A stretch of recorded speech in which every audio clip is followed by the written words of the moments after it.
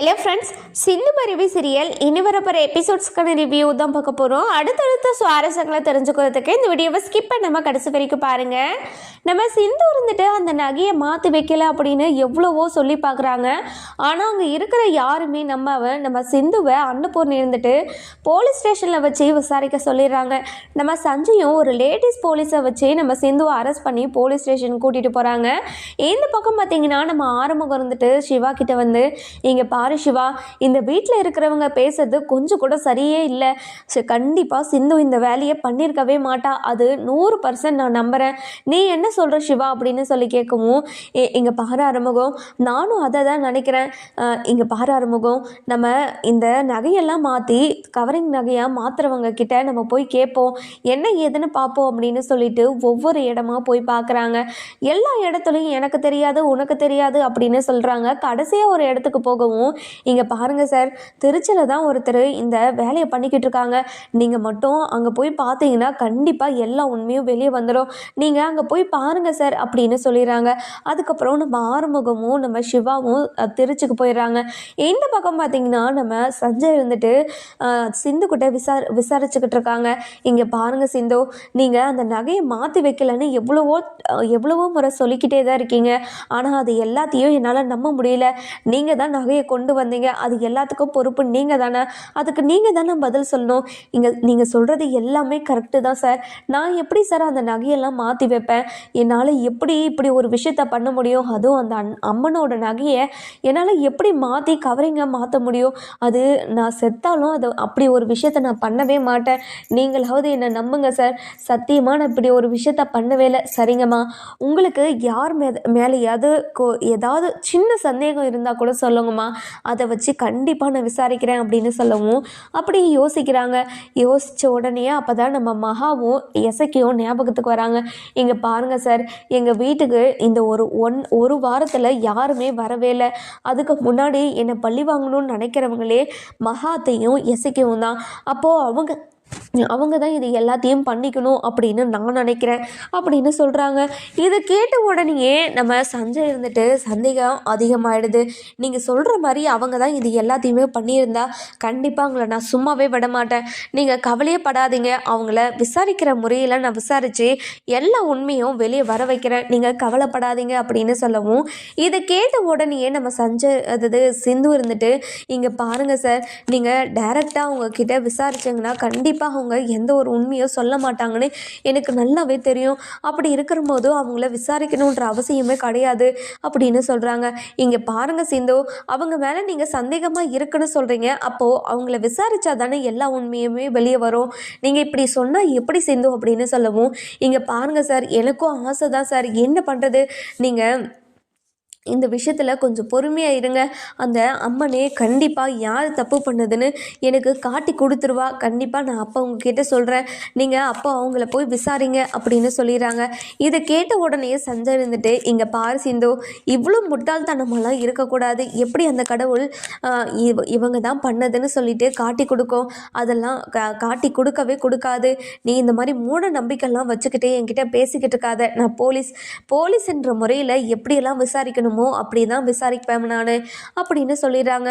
இங்கே பாருங்கள் சார், ஆறுமுகம் மச்சானோ டாக்டரும் இதை பற்றி விசாரிக்கிறதுக்காக போயிருக்காங்க. அவங்க வந்த உடனே தெரியும். அதுக்கப்புறம் இதை யார் பண்ணது யார் பண்ணலைன்னு அப்போ தெரிய வரும். அப்போது நான் இது எதுவுமே பண்ணலைன்னு நீங்கள் எல்லாருமே புரிஞ்சுப்பீங்க அப்படின்னு சொல்கிறாங்க.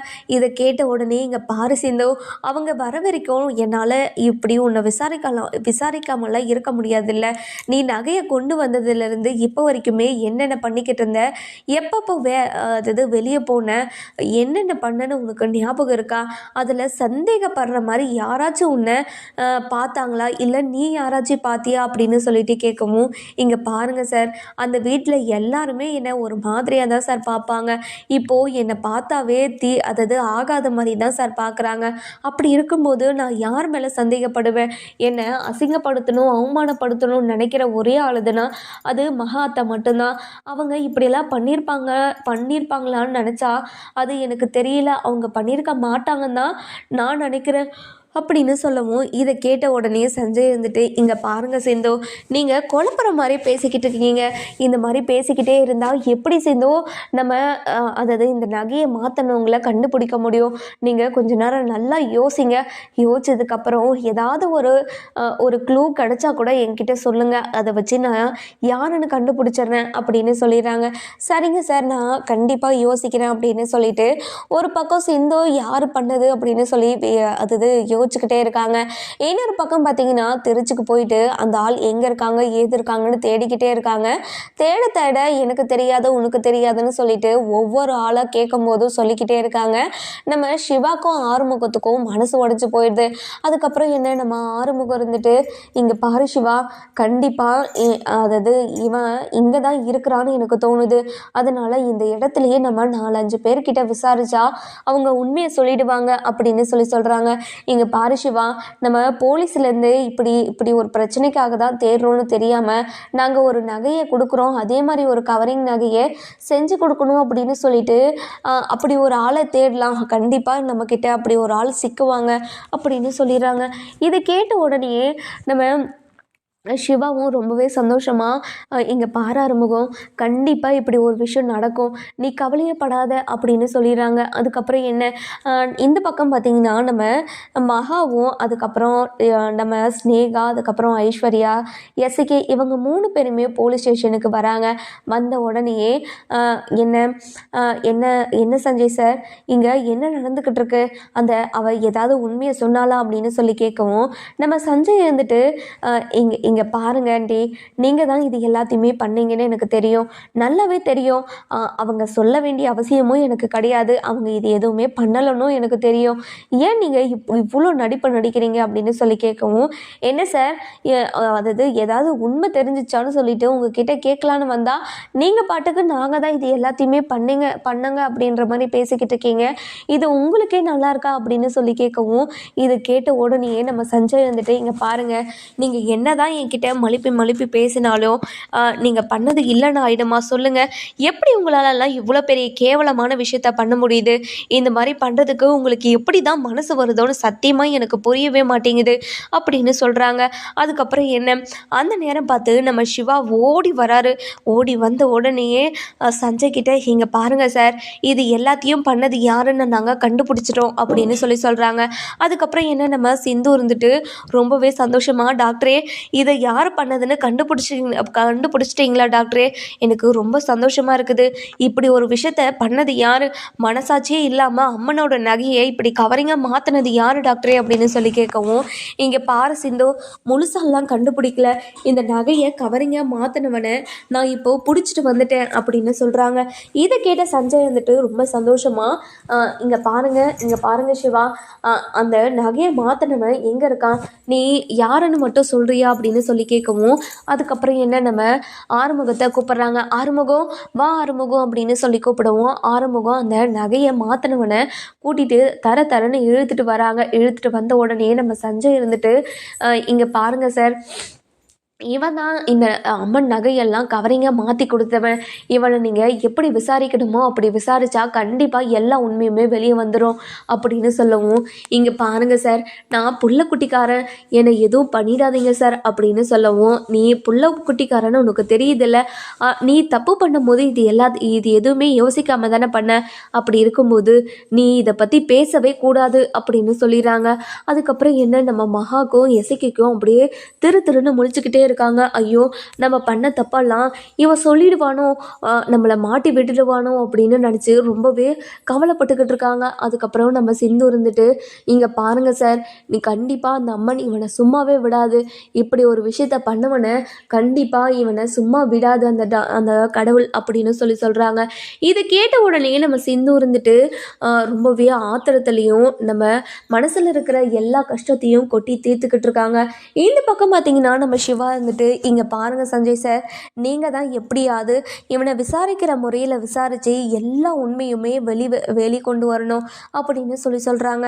அதுக்கப்புறம் நம்ம சிந்து இருந்துட்டு ரொம்பவே சந்தோஷமாக தான் மேலே எந்த ஒரு தப்புமே இல்லைன்னு டாக்டரும் ஆறுமுகம் மச்சானும் நிரூபிச்சிட்டாங்க அப்படின்னு சொல்லவும், ஆறுமுகமும் நம்ம சிவாவும் சிந்துக்கிட்ட போயிட்டு, இங்கே பாரு சிந்து, நீ கவலையே படாத, உன் மேலே எந்த ஒரு தப்புமே இல்லைன்னு இப்போ நிரூபணம் ஆயிடும், நீ கவலைப்படாத சரியா அப்படின்னு சொல்லவும், இன்னொரு பக்கம் பார்த்தீங்கன்னா நம்ம மகா இருந்துட்டு அந்த நகையை மாற்றினவங்கிட்ட, இங்கே பாரு, நீ எந்த உண்மையுமே சொல்லிடக்கூடாது, நீ ஏதாவது ஒரு உண்மையை சொன்னா உன்னை உயிரோடே வைக்க மாட்டேன், குடும்பத்தில் இருக்கிற யாருமே உயிரோடும் இருக்க மாட்டாங்க, அந்த சிந்து தான் இது எல்லாத்தையுமே பண்ணதுன்னு நீ எல்லார்கிட்டேயுமே சொல்லணும் அப்படின்னு சொல்லி நம்ம அந்த நகையை மாற்றவனை மிரட்டி எல்லாத்தையும் சொல்ல வைக்கிறாங்க.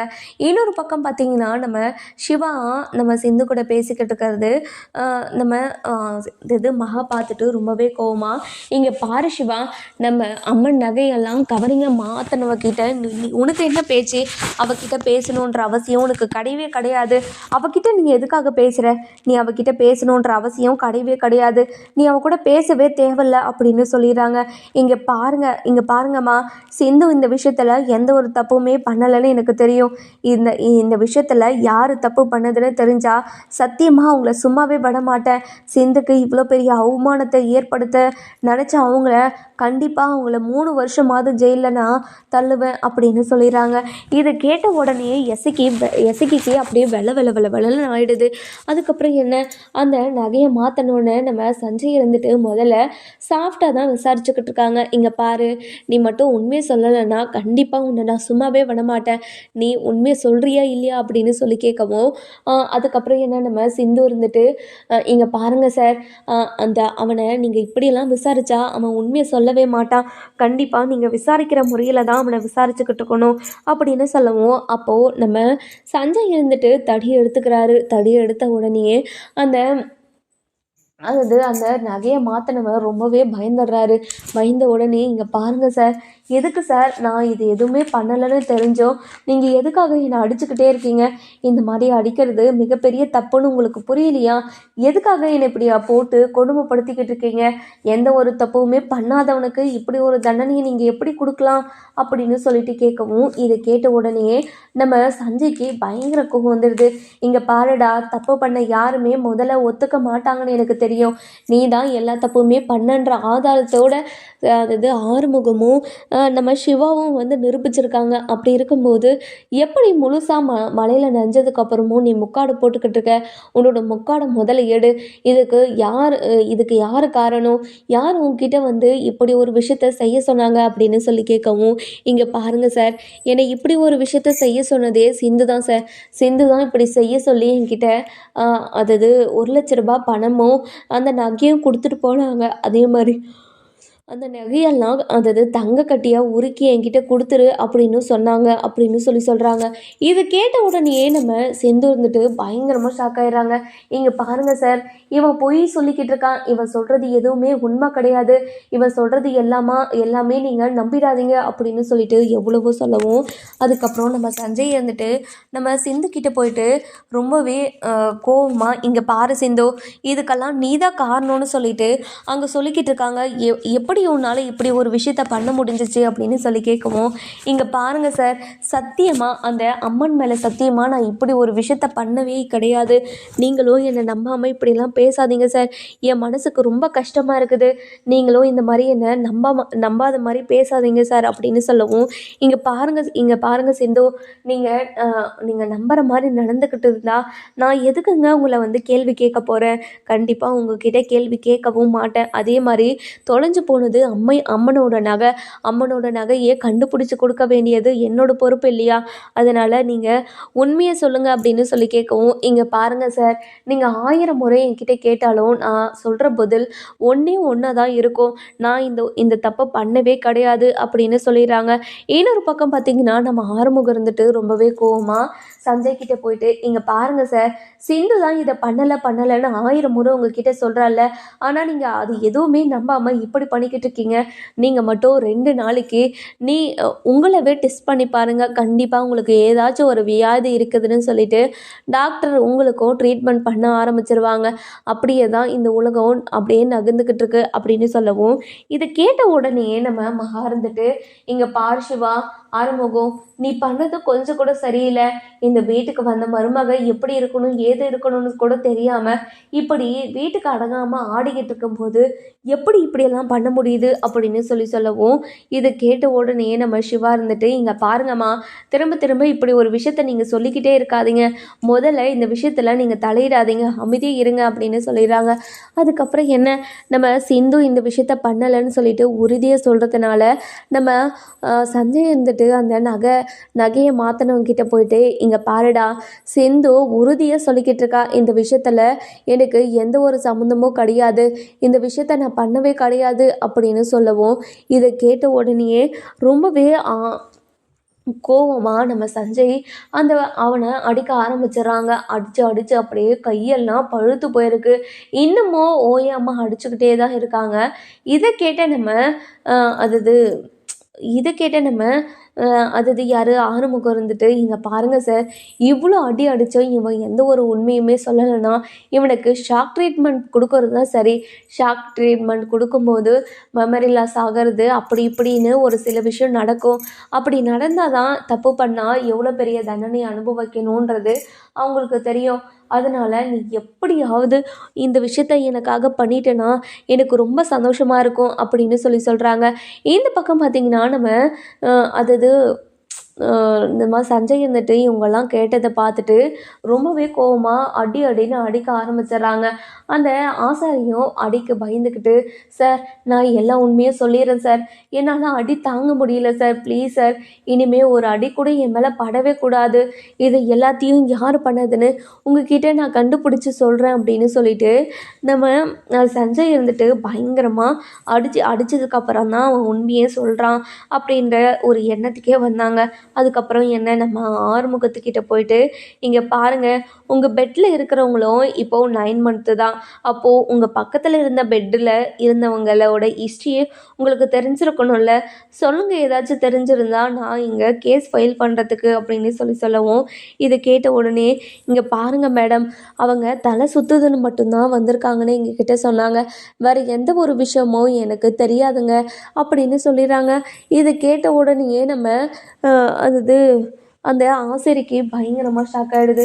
இங்கே பாருங்கள் சார், ஆதாரமே இல்லைனாலையும் நான் வாயால் சொல்கிறத கேட்டிங்கன்னா கண்டிப்பாக நீங்கள் ரொம்ப ரொம்ப வருத்தப்படுவீங்க, இந்த விஷயத்த கேளுங்க சார் அப்படின்னு சொல்கிறாங்க. அதுக்கப்புறம் என்ன, நம்ம சஞ்சயும் கேட்க ஆரம்பிக்கிறாரு. இங்கே பாருங்கள் சார், நான் 12th படிச்சுக்கிட்டு இருக்கும்போது என் தங்கச்சி 11th படிச்சுக்கிட்டு இருந்தா, அப்போ தான் என்னோட தங்கச்சி ஒவ்வொரு ஆசையாக என்கிட்ட சொல்லிக்கிட்டு இருந்தா. அதே மாதிரி இப்போது 12th முடிச்சுட்டு இப்போ ரிசல்ட்டுக்காக வெயிட் பண்ணிக்கிட்டு இருக்கா. அவளை காலேஜ் சேர்த்தணும், அவளுக்கு ஃபீஸ் கட்டணும் அப்படின்னு நிறைய கமிட்மெண்ட்குள்ளே நான் போயிட்டேன். அதனால தான் பகலு புரியாமல் இப்படி வேலை பார்த்துக்கிட்டு இருக்கேன். அப்படி இருக்கும்போது நீங்கள் வேலை எனக்கு கொடுக்குறேன்னு சொன்னால் எனக்கு எவ்வளோ பெரிய சந்தோஷமாக இருக்கும், அந்த சந்தோஷத்தை சொல்கிறதுக்கு அளவே கிடையாது அப்படின்னு சொல்லவும், அதுக்கப்புறம் என்ன, நடந்த விஷயத்தை எல்லாத்தையும் சொல்லிடுறாங்க. இங்கே பாருங்கம்மா, இதுக்கும் எனக்கும் எந்த சம்மந்தமும் இல்லை, நீங்கள் தான் இதில் யார் கண்டுபிடிக்கணும் அப்படின்னு சொல்லிடுறாங்க. அதுக்கப்புறம் என்ன, அந்த குட்டாயும் இருந்த மாதிரியே இருந்துக்கிட்டே இருக்குது. இன்னொரு பக்கம் பார்த்திங்கன்னா நம்ம சஞ்சய் வந்துட்டு, இங்கே பாருங்கள் சார், அவங்க இன்றைக்கி கண்டிப்பாக உண்மையை சொல்லிடுவாங்க, நீங்கள் கவலையப்படாதீங்க, நீங்கள் வேணால் வீட்டுக்கு போயிட்டு வாங்கலாம், நான் பைரவியை பார்த்துக்கிறேன் அப்படின்னு சொல்லவும், இங்கே பாருங்கள் சார், கட்டின புருஷன் நான் இங்கே இருக்கிறம்போது நீங்கள் யார் சார் என்னோட பொண்டாட்டிக்கு, என் பொண்டாட்டியோட வாழ்க்கையில் வரத்துக்கு யார் சார் நீங்கள் அப்படின்னு கேட்கவும், இது கேட்ட உடனேயே ரொம்பவே கோவமாக என்ன பண்ணுறதுன்னு தெரியாமல் நம்ம நம்ம அந்த ஆசாரியோட ஒய்ஃப் வந்துட்டு கோவமாக போய் காஃபி போட்டுக்கிட்டு இருக்காங்க. காஃபியை போட்டு பன்னு எல்லாத்தையுமே எடுத்துகிட்டு வந்து கீழே வைக்கிறாங்க. வச்ச உடனே என்னடி இது அப்படின்னு கேட்கவும், இங்கே பாருங்கள், உங்கள் அதிகாரத்தெல்லாம் என்கிட்ட காட்டாதீங்க, இது பால் தான், பாலை தவிர வேறு எதுவுமே கலக்க கிடையாது, நீங்கள் பாட்டுக்கு இந்த மாதிரி ஏதாவது ஒரு விஷயத்த பேசிக்கிட்டே இருக்காதீங்க அப்படின்னு சொல்லிடுறாங்க. அதுக்கப்புறம் என்ன, நம்ம அதுக்கப்புறம் என்ன நம்ம கா அதாவது அந்த ஆசாரி இருந்துட்டு ரொம்பவே பயந்துக்கிட்டு போலீஸ்கிட்ட எல்லா உண்மையுமே சொல்லிடுறாங்க. இங்கே பாருங்கள் சார், என்னை இப்படியெல்லாம் பண்ண சொன்னது எசிக்கு தான் சார். எசிக்கு தான் இது எல்லாத்துக்குமே காரணம். அதாவது எந்த ஒரு கேள்வியுமே கேட்காம இப்படின்னு எனக்கு பண்ணி கொடுத்தா உனக்கு அள்ளி அள்ளி காசை கொடுக்குறேன் அப்படின்னு சொன்னாருங்க. அதனால தான் காசுக்கு ஆசைப்பட்டு பிள்ளைங்களுக்கு ஃபீஸ் கட்டணுன்றத மனசில் வச்சுக்கிட்டு தான் இது எல்லாத்தையுமே பண்ணேன். நீங்கள் மட்டும் காட்டுக்கு வேலைக்கு கூட்டிட்டு போயிருந்தீங்கன்னா எனக்கு இவ்வளோ பெரிய சம்பளம் கிடச்சிருக்குமாங்க அப்படின்னு சொல்லவும், இங்கே பாருடா, நீ என்னமோ பண்ணிக்கோ, இனிமே என்னை கேட்கவே கேட்காது சரியா அப்படின்னு சொல்லிடுறாங்க. அதுக்கப்புறம் என்ன நம்ம சிந்து இருந்துட்டு ரொம்பவே சந்தோஷமாக ஃபீல் பண்ணிக்கிட்டு இருக்காங்க. இந்த பக்கம் பார்த்திங்கன்னா நம்ம ஆறுமுகம் இருந்துட்டு ரொம்பவே கோவமாக என்ன பண்ணுறது தெரியாமல் அப்படியே ஒரு மாதிரி கோவத்தில் இருக்கவும், அதுக்கப்புறம் என்ன எல்லாருமே வீட்டுக்கு போயிடுறாங்க.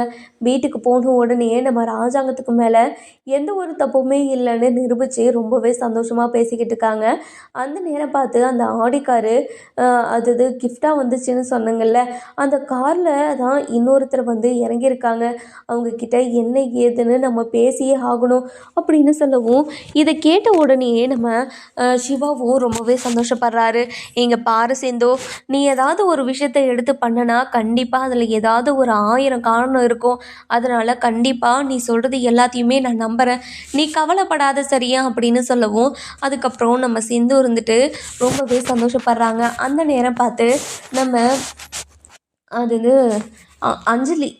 அஞ்சலியோட ஹஸ்பண்ட், அதாவது அவர் வக்கீல்ன்றதுனால அவர் தான் நம்மளோட கேஸுக்கே வக்கீலாக வந்திருக்காரு. இதை பார்த்த நம்ம அதாவது நம்ம சிந்து இருந்துட்டு ரொம்பவே கோவமாக என்ன பண்ணுறதுன்னு தெரியாமல் சஞ்சய் கிட்ட, இங்கே பாருங்கள் சார், இந்த பிரச்சனையை உருவாக்கினது யாருன்னு உங்களுக்கு முழுசாக தெரிஞ்சிருச்சு. அப்படி இருக்கிறப்போ என்னை எப்படியாவது இதிலேருந்து காப்பாற்றுங்க சார் அப்படின்னு சொல்கிறாங்க. இது கேட்ட உடனேயே ரொம்பவே சந்தோஷமாக நம்ம சஞ்சய் இருந்துட்டு, இங்கே பாருங்கள் மேடம், உங்கள் மேலே எந்த ஒரு தப்புமே இல்லைன்னு நீங்கள் நிரூபிச்சிட்டீங்க. இதுக்கப்புறமா உங்களை நான் வெளியே அனுப்புறது மிகப்பெரிய தப்பு, உள்ளே வச்சுருக்கிறது மிகப்பெரிய தப்பு. முதல்ல நீங்கள் வெளியே வாங்க மேடம் அப்படின்னு சொல்லிடுறாங்க. இன்னொரு பக்கம் பார்த்தீங்கன்னா நம்ம ஆறுமுகம் இருந்துட்டு குளிச்சுட்டு இருக்க நேரமாக பார்த்து நம்ம அது கன்ஷிகா போய் நம்ம அந்த கதவை தட்டி விட்டுறாங்க. தட்டி விட்ட உடனே ரொம்பவே கோவமாக உள்ளே இருக்கிறவங்க ரொம்பவே கோவமாக, இங்கே பாரு, இந்த மாதிரி வேலை வச்சுக்காதீங்க, ஏதோ ரொம்ப கஷ்டத்தில் ஆம்பளைங்க இவ்வளோ கஷ்டப்பட்டுட்டு வந்து படுக்கும்போது ஒரு நிம்மதியான ஒரு வாழ்க்கை அவங்க கையில் இல்லவே இல்லை. அப்படி இருக்கும்போது எப்படி உங்கள் மனசாட்சியெல்லாம் உறுத்தாமல் இப்படி பண்ணிக்கிட்டு இருக்கீங்க அப்படின்னு சொல்லி கேட்கவும், இது கேட்ட உடனே நம்ம சஞ்சய் இருந்துட்டு என்ன பண்ணுறது ஏது பண்ணுறதுன்னு தெரியாமல் அப்படியே திருன்னு முழிச்சுக்கிட்டே இருக்காரு. இன்னொரு பக்கம் பார்த்தீங்கன்னா நம்ம அன்னபூர்ணிக்கு இந்த விஷயமெல்லாம் தெரிய வருது. தெரிஞ்ச உடனே ரொம்பவே கோவமாக போலீஸ் ஸ்டேஷனுக்கு வராங்க. வந்த உடனே போலீஸ் ஸ்டேஷனில் நம்ம அன்னபூர்ணியும் இதில் சம்மந்தப்பட்டிருக்கா அப்படின்னு சொல்லவும், இதை கேட்ட உடனே நம்ம அதாவது கோமதிக்கு, அதாவது யாருக்கு ரொம்பவே தாய்மாருக்கு ரொம்பவே கோவம் வந்துடுது. இந்த கோவம் இப்போதைக்கு வரவே கூடாது, அதை நீங்கள் கொஞ்சம் ஜாக்கிரதையாக பார்த்துக்கணும் அப்படின்னு சொல்கிறாங்க. அதுக்கப்புறம் என்ன நம்ம சிந்து இருந்துட்டு ரொம்பவே சந்தோஷமாக வீட்டுக்கு போயிட்டு, இங்கே பாருங்க அத்தை, இந்த விஷயத்த நான் பண்ணலைன்னு உங்ககிட்ட ஏற்கனவே நான் சொன்னேனா இல்லையா, ஆனால் நீங்கள் தான் எதுவுமே நம்பாமல் இப்படி என்னை பண்ணிட்டீங்களே அப்படின்னு சொல்லவும், இதை கேட்ட உடனே என்ன பண்ணிட்டோம் நாங்கள் எதுவுமே பண்ண கிடையாது, இப்படி மனசாட்சி இல்லாமல் பண்ணிக்கிட்டு இருக்கீங்களே அப்படின்னு சொல்லவும், அதுக்கப்புறம் சிந்து இருந்துட்டு, இங்கே பாருங்கத்த, உங்ககிட்ட காலில் விழாத குறையா உங்ககிட்ட எத்தனை முறை நான் கெஞ்சிருப்பேன், ஆனால் நீங்கள் எதுவுமே மனசில் வச்சுக்காம இப்படி என்னை பழி வாங்கிட்டீங்களே அப்படின்னு சொல்லவும், இதை கேட்டு நம்ம அன்னபூர்ணி இருந்துட்டு, இங்கே பாரு சிந்து, உன் மேலே நம்பிக்கை வர மாதிரி இது வரைக்கும் நீ எதுவுமே பண்ணது கிடையாது, எல்லாத்தையுமே நீ எல்லா விஷயத்துலையுமே போய் சொல்லியிருக்க. அப்படி இருக்கும்போது உன்னை நான் எப்படி நம்ப முடியும்? உன்னை என்னால் நம்பவே முடியாது, உனக்கு கேவலமாக இல்லை இப்படியெல்லாம் பேசும்போது அப்படின்னு சொல்லி கேட்கவும், இதை கேட்ட உடனேயே நம்ம சிந்து வந்துட்டு ரொம்பவே வருத்தப்படுறாங்க. இங்கே பாருங்க அத்தை, இந்த விஷயத்தில் என் மேலே எந்த ஒரு தப்புமே இல்லைன்னு உங்களுக்கு தெரிஞ்சிருச்சு. கண்டிப்பாக நீங்கள் ரொம்ப வருத்தப்படுவீங்க. இப்படி ஒருத்தி மேலே நான் இப்படி ஒரு பழியை சுமத்திட்டேனே அப்படின்னு நினச்சி நீங்கள் ரொம்ப வருத்தப்படணும் அப்படின்னு சொல்லிடுறாங்க. அதுக்கப்புறம் என்ன, நம்ம சிந்து இருந்துட்டு ரொம்பவே ஆதங்கத்தில் போய் தன்னோட ரூமில் உக்காந்துக்கிட்டு இருக்காங்க. இன்னொரு பக்கம் பார்த்தீங்கன்னா நம்ம சக்தியோட விஷயம் எல்லாமே அதாவது இன்னொரு பக்கம் பார்த்தீங்கன்னா நம்ம ஆறுமுகமும் சிவாவும் வீட்டுக்கு வராங்க. வீட்டுக்கு வந்த உடனே இங்கே பாருங்கம்மா, சிந்துக்கும் இந்த விஷயத்துக்கும் எந்த ஒரு சம்மந்தமும் இல்லைன்னு நிரூபிச்சிட்டாங்கம்மா. இப்போது சிந்து எந்த ஒரு தப்புமே பண்ணலைன்னு இப்போ உங்களுக்கு புரியுதாம்மா அப்படின்னு சொல்லி கேட்கவும், இங்கே பாருடா, பொண்டாட்டிக்கு நான் மட்டும் இப்படி சப்போர்ட் பண்ணிட்டு வந்துடாதுடா, நீ அவ கூட வாழ்கிறதுக்கு தகுதியே இல்லாதவனு உன்கிட்ட சொன்னனா இல்லையா, திரும்ப அவ கூட சேர்ந்து வாழ்கிறதுக்காக நீ நினச்சிக்கிட்டு இருக்கியா, இப்படியெல்லாம் பண்ணவே பண்ணாத அப்படின்னு சொல்லிடுறாங்க. இதை கேட்ட உடனே நம்ம சிவாக்கு பயங்கரமாக ஷாக் ஆகிடுது. சிவா தன்னோட மனசில் இருக்கிற எல்லா ஆசையுமே நம்ம அன்னபூர்ணிக்கிட்ட சொல்லுவாங்களா மாட்டாங்களான்னு சொல்லிட்டு நம்ம வர எபிசோடில் பார்க்கலாம். இந்த வீடியோ உங்களுக்கு பிடிச்சிருந்தா லைக் பண்ணுங்கள், சப்ஸ்கிரைப் பண்ணுங்கள், மறக்காமல் பெல் ஐகானையும் கிளிக் பண்ணிக்கோங்க.